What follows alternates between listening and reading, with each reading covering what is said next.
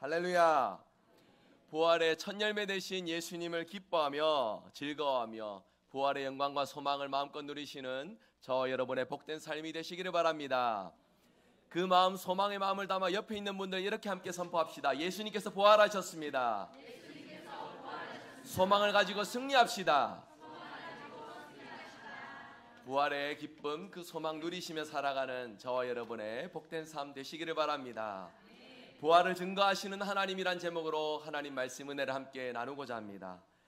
여러분, 때로는 우리 일상이 너무 고되셔서요, 우리가 가지고 있는 그 믿음에서 이런 푸념, 이런 단식 혹시 가져보신 적 없으십니까? 하나님 도대체 어디 계십니까? 하나님, 그때 내가 그렇게 힘들 때 하나님 무엇을 하셨습니까? 하나님, 내가 이렇게 부르짖는데 언제까지 잠잠하십니까? 이렇게 하나님 앞에 단식해 보신 경험 있으십니까? 저에게도 참 많은 경우에서 이런 고뇌와 단식들이 있었음을 기억을 해봅니다. 하나님을 믿지 못해서 그렇게 부르짖는 것일까요? 아니죠. 고통 가운데도 우리가 하나님을 향한 그 믿음을 가지고 있기에 그 고통 중에 막막하고 괴로울 때에 하나님 앞에 부르짖고 단식하고 기도하는 것인 줄 믿습니다. 그만큼 힘들게 우리가 그렇게 기도하는 것이에요. 하나님 어디 계십니까? 하나님 왜 나를 이렇게 내버려 두십니까?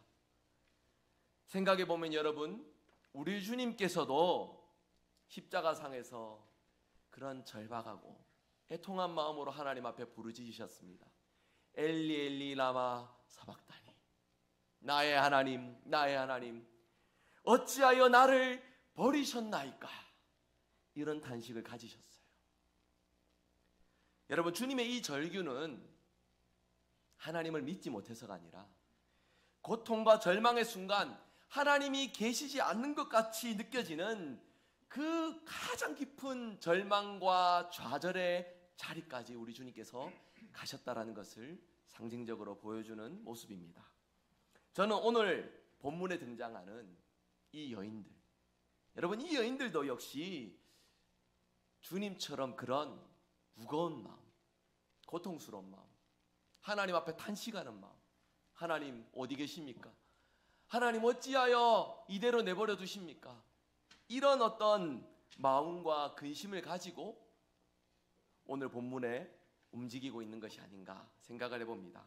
막달라 마리아나 또 다른 마리아는 여러분 분명히 기억하십시오. 희망을 가지고서 즐거운 마음으로, 기쁜 마음으로 지금 주님 계신 그곳을 향해 나아가는 것이 아닙니다. 부활하신 주님, 그 주님을 만날 것이라는 기대로 나아가는 것이 아니라는 것이에요. 이들은 죽으신 예수님을 보기 위해 갔습니다. 죽으신 예수님의 시신을 한 번이라도 더 보기 위하여서 그 무덤 앞에 나아갔던 것입니다. 그들은 무덤을 향해 가면서 계속 이런 생각했을 것입니다. 예수님은 과연 하나님의 아들이셨을까? 하나님은 과연 예수님과 함께하여 주셨을까?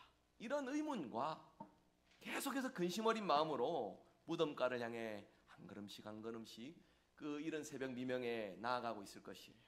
저는 오늘 본문 가지고 의심 가득한 그들에게 우리 하나님께서 친히 부활을 증거하셨다라는 그 사실을 우리가 함께 주목하고자 합니다.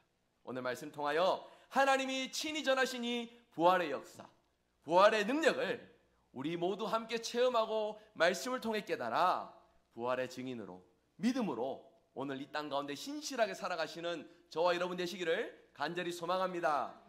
말씀 통해 세 가지를 살펴봅니다. 하나님께서 세 가지를 통해 예수님의 부활을 증거하셨습니다. 첫 번째는 하나님께서 지진을 통해 부활을 증거하셨는데요, 안식 후 첫날 이른 아침에 날이 밝기도 전에 막달라 마리아와 또 다른 마리아가 그 예수님 안장되신 그 무덤 앞에 찾아갑니다. 다른 복음서를 보면 이들이 향품을 준비해 갔다라고 함께 기록이 되어 있어요. 예수님의 시신, 그 시신에 발라드리기 위하여서 향품을 준비해 간 것입니다. 향품을 들고 가면서 그들이 부활하신 주님을 기대했느냐? 그것이 아니지요. 사망하신 예수님, 죽으신 예수님을 생각하며 그 연민의 마음 가득한 채로 주님 계신 그곳을 향해 나아갔던 것입니다.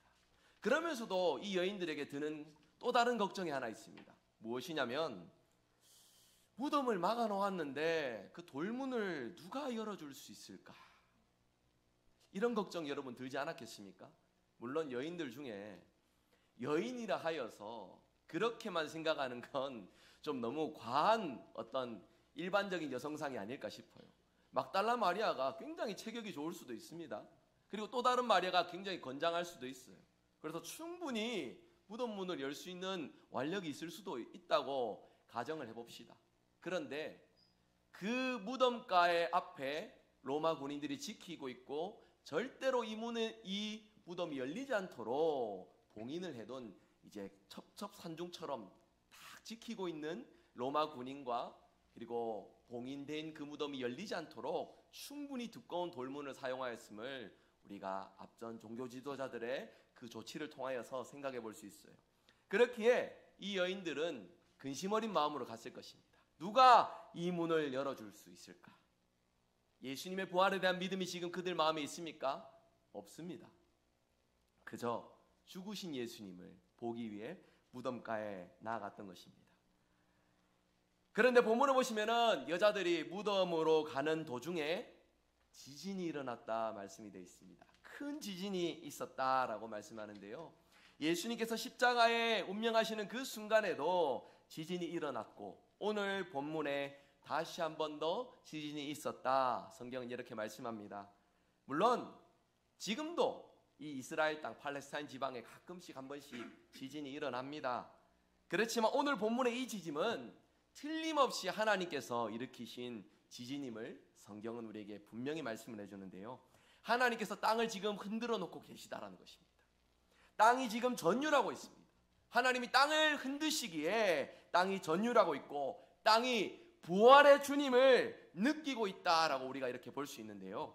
로마서 8장 19절 말씀에 보면은 모든 피조물은 하나님의 아들들이 나타나기를 간절히 기다리고 있다. 이런 말씀이 여러분 있어요. 이 말씀 근거하여서 비춰 생각해 보면 온 땅은 하나님의 유일하신 아들이 부활하시기를 먼저 기다리고 기대했다라는 것을 우리가 좀 생각을 해볼 수 있습니다. 여러분, 물론 우리가 일상 가운데 일어나는 모든 지진이 하나님께서 일으키신 지진이다, 이렇게 해석하는 것은 무리가 있습니다.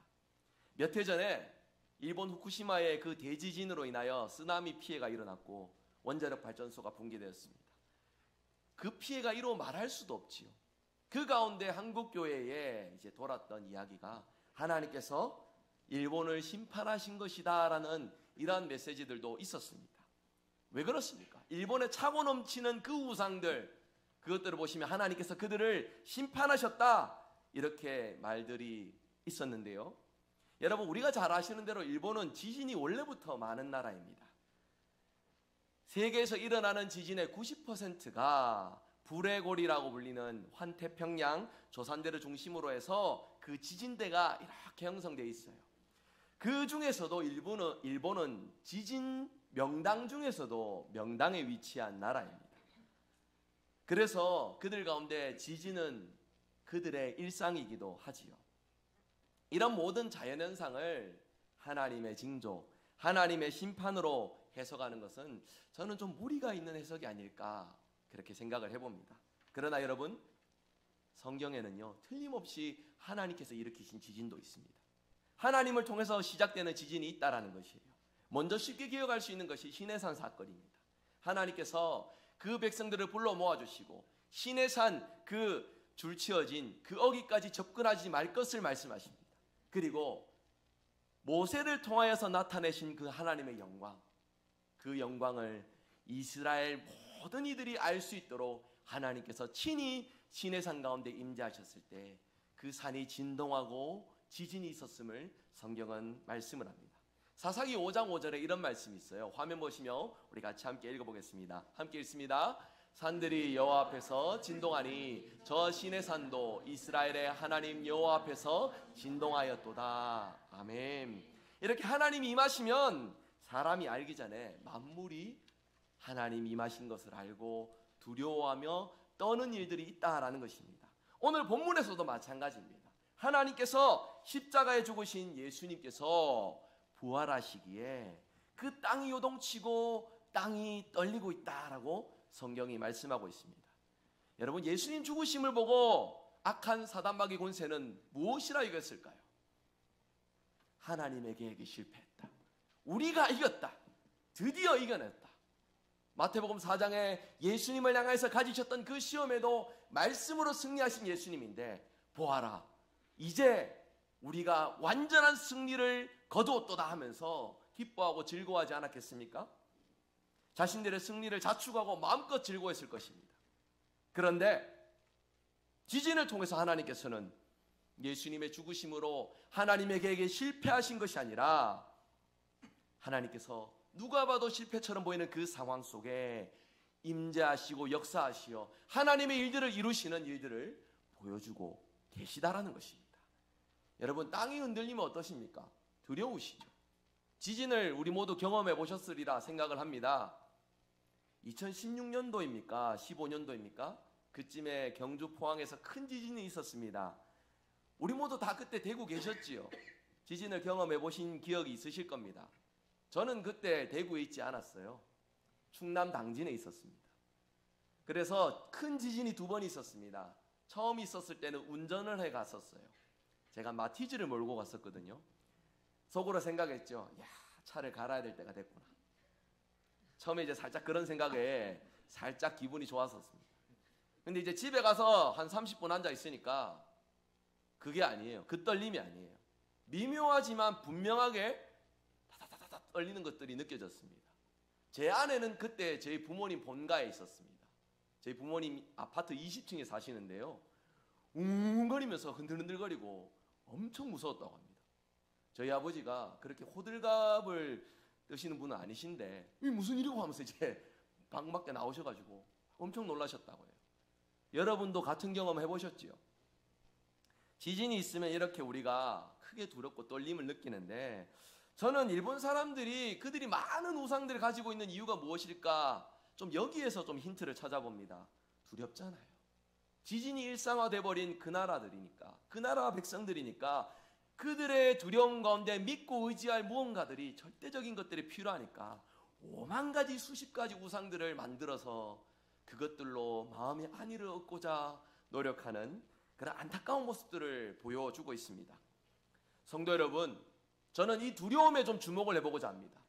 사실 우리가 살아가면서 두려워할 것들이 참으로 많습니다.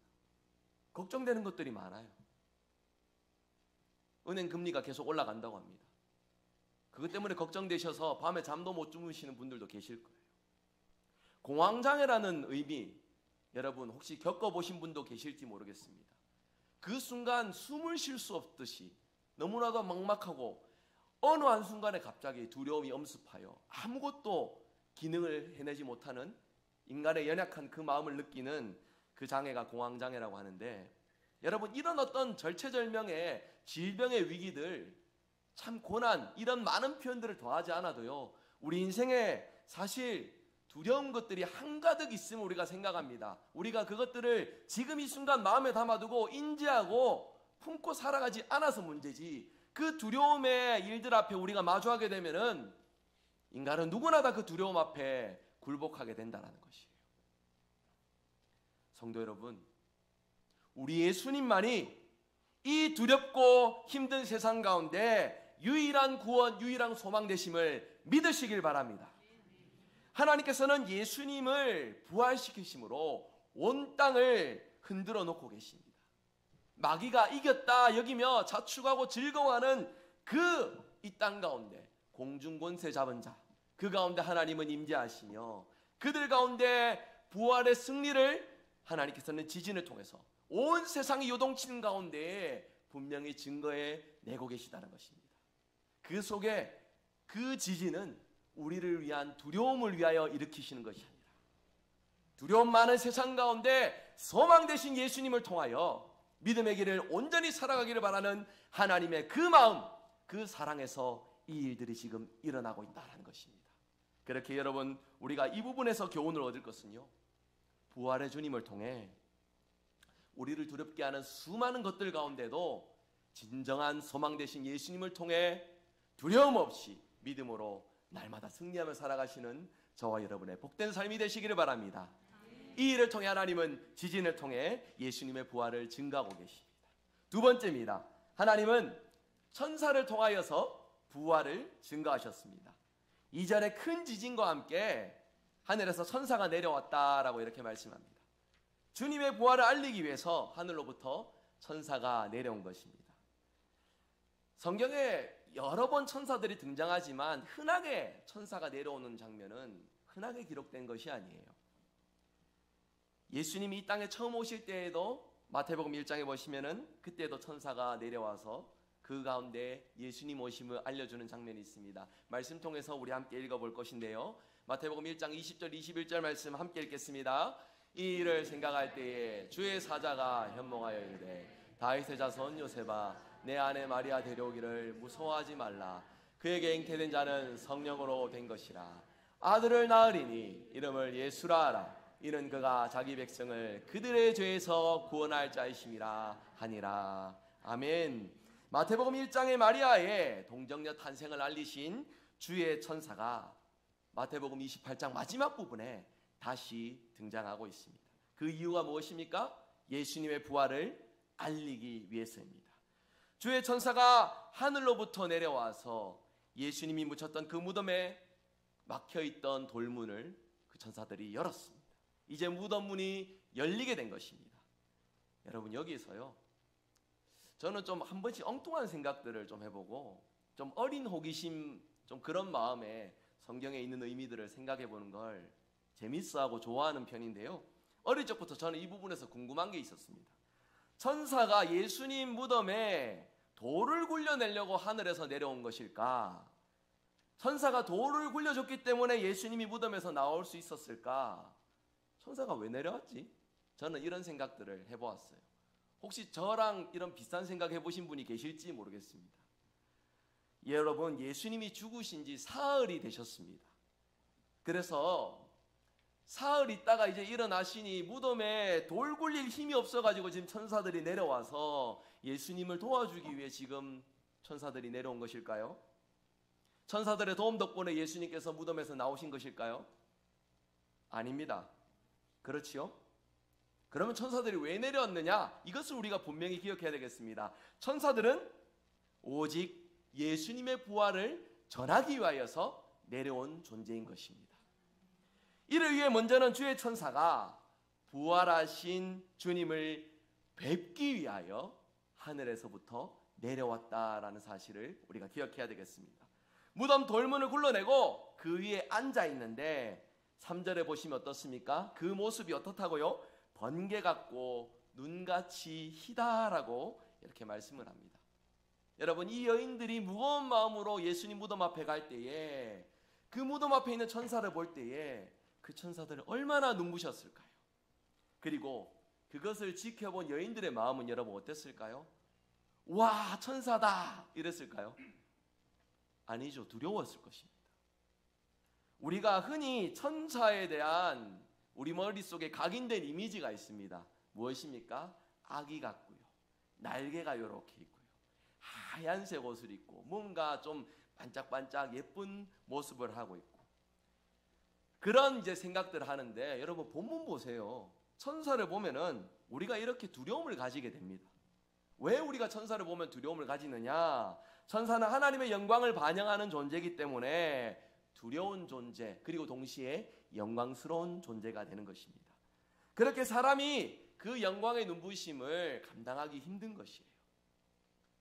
그러면 우리는 그 천사를 보면서 어떻습니까? 무섭고 두려운 마음으로 천사를 공경하고 천사를 섬기며 천사를 통해 무언가 능력과 소망을 기대하는 그런 마음으로 천사를 바라보게 됩니까?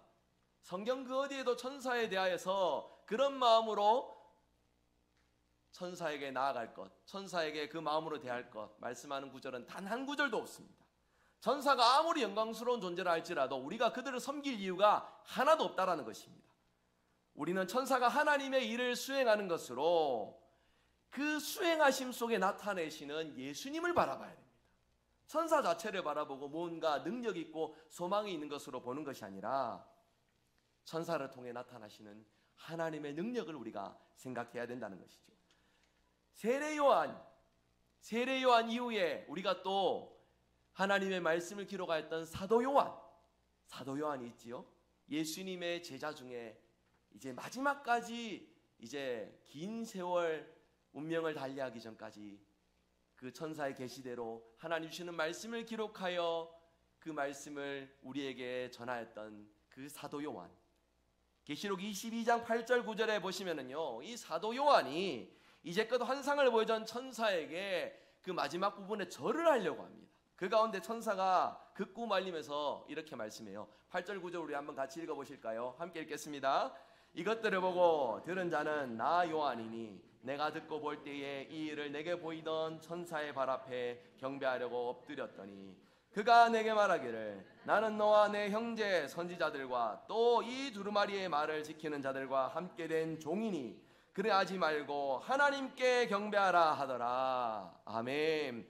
여러분, 천사를 경배하는 말씀들이니 크게 여러분께 와닿지 않으실지 모르겠습니다.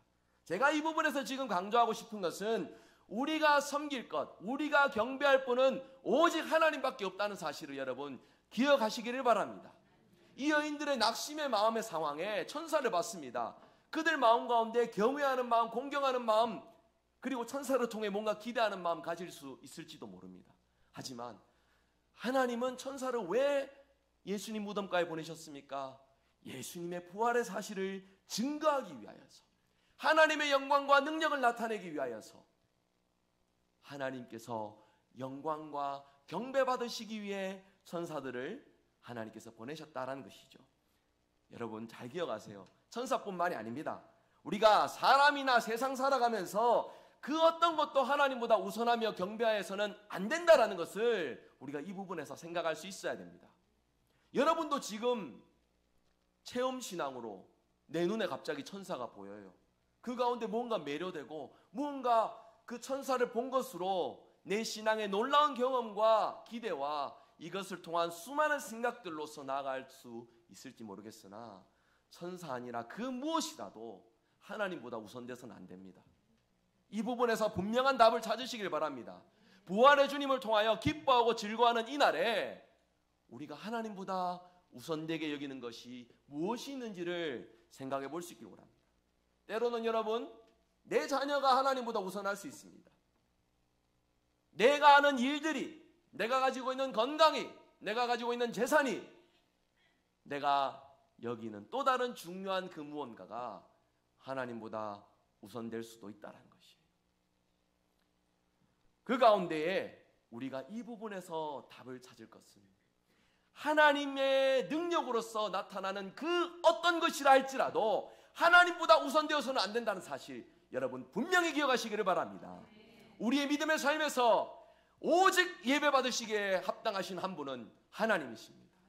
하나님 외에 다른 것으로 우리의 마음을 사로잡고 하나님을 예배하며 섬기는 그 일에 우리의 삶을 가로막고 우리의 시선을 뺏는 것들이 있다면 그것은 하나님이 기뻐하시는 것이 아닙니다.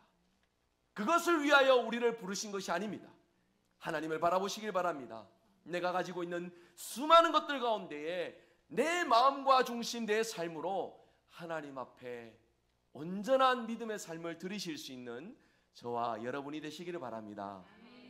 이 부분에 한 번 더 생각할 부분이 있어요. 여러분, 바나바와 바울이 그들 가운데에 루스드라에서 걸어보지 못한 사람을 일으키니까 루스드라 사람들이 그들을 향하여서 뭐라고 말합니까? 이야 제우스다, 이야 헤르메스다 하면서 그들이 섬기는 로마 그리스 신화, 거기에 신들의 이름을 부르시며 그들을 높여주는 놀라운 능력들을 행하였습니다. 근데 바울과 바나바가 그들에게 뭐라고 하였습니까? 여러분 어찌하여 이런 일들을 하십니까? 우리도 여러분과 똑같은 성정을 가진 사람입니다. 여러분에게 복음을 전하는 것은 이런 헛된 일들을 버리고 천지와 바다와 그 만물을 주관하시는 살아계신 하나님 앞에 돌아오도록 우리가 하나님의 복음을 증거하는 것인데 어찌하여 우리를 하나님을 경배하는 일에 우리를 바라보지 못하고 다른 것으로 우리를 바라보고 계십니까? 외쳤던 그 외침을 기억합니다. 이 외침을 여러분 잘 기억하시기 바랍니다. 목사요, 권위이 있어야 됩니다. 능력이 있어야 되죠. 하지만 이 강단에서 말씀 전하는 일 때문에 사랑과 존중을 받는 일들이지만 그 사람 인격 자체가 하나님보다 대신할 수 없습니다. 목사뿐만이 아니라 우리 신앙생활 그 누구도, 그 어떤 존재도 하나님보다 앞서서는 안 됩니다. 이 일에 우리가 분명한 답을 찾을 수 있기를 원합니다. 부활의 주님을 통하여서 소망과 기쁨, 위로를 얻으시길 원하십니까? 이 부분의 답을 찾으실 수 있어야 됩니다. 여러분은 현재 어떤 위치에 계십니까?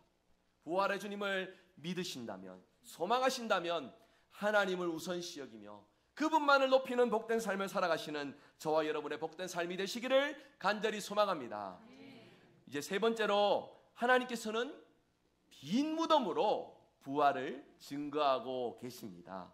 여인들의 이제 그 발걸음 점점 무덤에 가까우실 때에 뭔가 좀 그림이 이상합니다. 그 여인들이 상상했던 그림은 무엇이죠? 로마 군인들이 지키고 있고 그 무덤 문이 딱 막혀 있는 것을 상상하며 가는데 무덤을 막아놓았던 그 돌문이 열려 있습니다. 그리고 그 돌 위에 맨 사람 같은 분이 한 분 앉아 계시네요. 아마도 여인들이 무덤에 도착하기 전에 무덤을 지키던 군인들이 두려움 속에 죽은 사람처럼 벌벌 떨고 있다가 그제서야 정신 차리고 얼른 도망간 이후에 이 여인들이 도착한 것 같습니다. 그 천사가 여인들을 향하여서 말합니다. 무서워하지 말라, 겁내지 말라. 천사가 그들을 안심시켜주고 그들에게 너희들을 겁주기 위해서 온 것이 아니라 복된 소식을 전하기 위해 하늘에서부터 내려왔다, 이렇게 말씀하고 있지요. 그 천사가 묻습니다. 너희들이 찾고 있는 것이 무엇이냐? 누구를 찾고 있느냐? 십자가에 못 박히신 예수님을 찾고 있지 않느냐? 질문하고 있습니다. 사실이죠. 이들은 십자가에 못 박히신 예수님을 찾아 지금 여기까지 왔습니다. 오늘 본문한 27장에 보시면요, 이미 여인들은 예수님께서 십자가에서 죽으시는 장면을 직접 목격하였던 여인들입니다. 그들은 죽음만을 생각했고 그들은 그렇기에 무덤만을 생각하며 그 자리에 나아갔습니다. 예수님이 살아나실 것이라는 그 마음을 안고 지금 이 자리에 있는 것이 아닙니다. 천사가 분명하게 명확하게 선포합니다. 너희들이 죽어 있다가 생각하는 그분께서 다시 살아나셨도다. 할렐루야.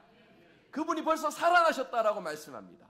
천사가 예수님의 부활을 전하면서 예수님이 누우셨던 곳을 보라, 누우셨던 곳을 보라 말하는데요, 죽음에 대해서 가장 단편적으로 먼저 떠오르는 모습은 누워있는 모습입니다. 그렇게 사람은 언젠가 누울 수밖에 없는 존재예요. 6절을 마지막 부분 보시면요, 오늘 우리가 읽은 본문에는 그가 누우셨던, 그분이 누우셨던 곳, 이렇게 번역되어 있는데 고대의 사본들은요, 주님이 누우셨던 곳을 보라라고 이렇게 번역이 되어 있습니다. 저는 주님이 누우셨던 곳을 보라라는 표현이 저에게 좀 더 깊이 와닿습니다. 거짓의 신들은 다 눕는 존재들입니다. 생명이 없는 존재들, 실제하지 않는 존재들입니다. 하나님은 눕지 않으신 영원한 생명을 가지신 분이시죠. 열왕기상 18장에 엘리야가 갈멜산 위에서 바알과 아세라 선지자들 조롱하면서 했던 말, 여러분 혹시 기억하십니까? 너희들 그렇게 부르짖어도 왜 응답이 없느냐? 너희 신 바알, 아세라 더 크게 불러봐라. 멀리 여행 가 있는 거 아니냐? 지금 자고 있는 거 아니냐? 이런 말들로서 엘리야가 조롱하는 그 이야기들을 우리가 좀 생각해 봅니다. 여러분, 하나님은 어떠십니까? 여행 중이시기에 듣지 못하시는 분도 아닙니다. 잠들어서 우리의 탄식과 부르짖음에 반응하시 못하시는 분도 아니시라는 것이죠. 그런데 주님께서 지금 무덤에 누워 계시다는 것, 여러분, 피곤해서 잠든 것이 결코 아닙니다. 진정으로 사망에 이르셨다는 것을 먼저 우리가 생각해야 됩니다. 흙에서 왔으니 흙으로 돌아가는 인생처럼 예수님께서 죽으셨고 누우셨습니다. 세마포로 이렇게 예수님의 몸을 감고 완전하게 그때 당시 장례의 절차대로 예수님을 안장하였습니다. 사람의 눈으로는 하나님의 구원의 계획이 실패한 것처럼 보일지 모릅니다. 하나님의 계획이 이루어지지 않는 것처럼 느껴질지 모릅니다. 그러나 천사가 와서 주님이 누워 계신 곳을 가리키는데요. 여러분, 그 천사들이 뭐라고 하였지요?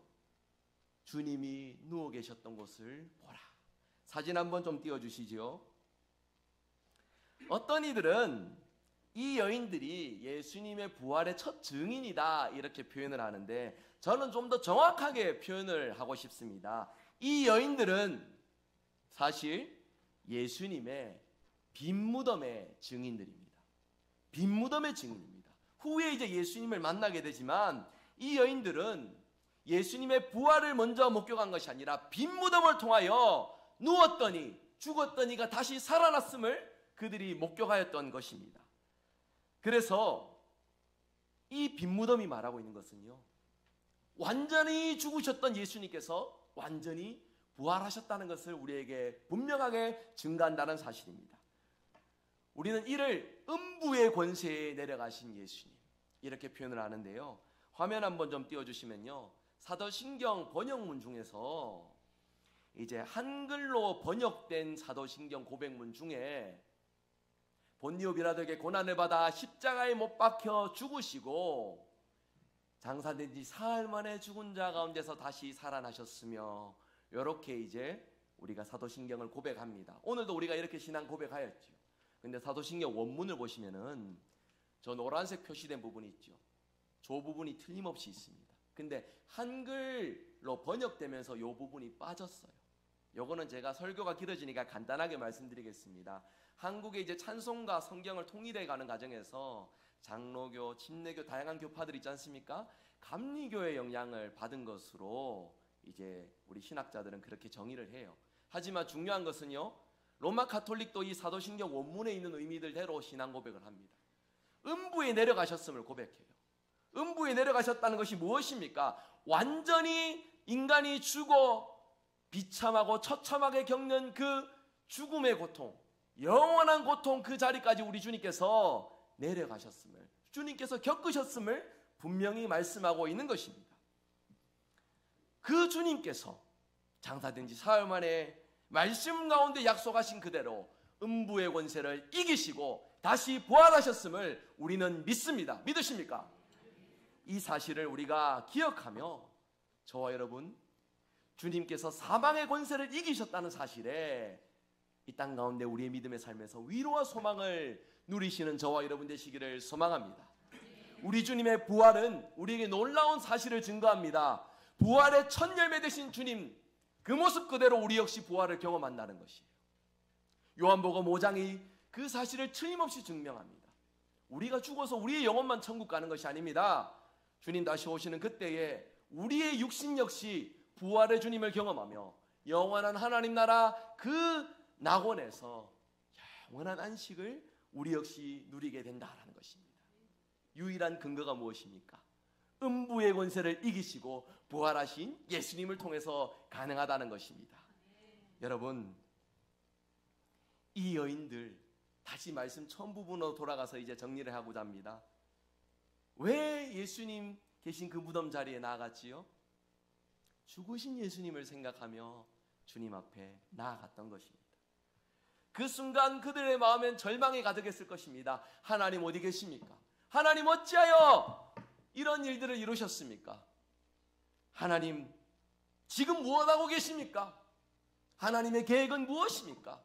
이런 질문들을 가지면서 예수님께서 안치되신 그 자리를 향해 나아갔을 것이에요.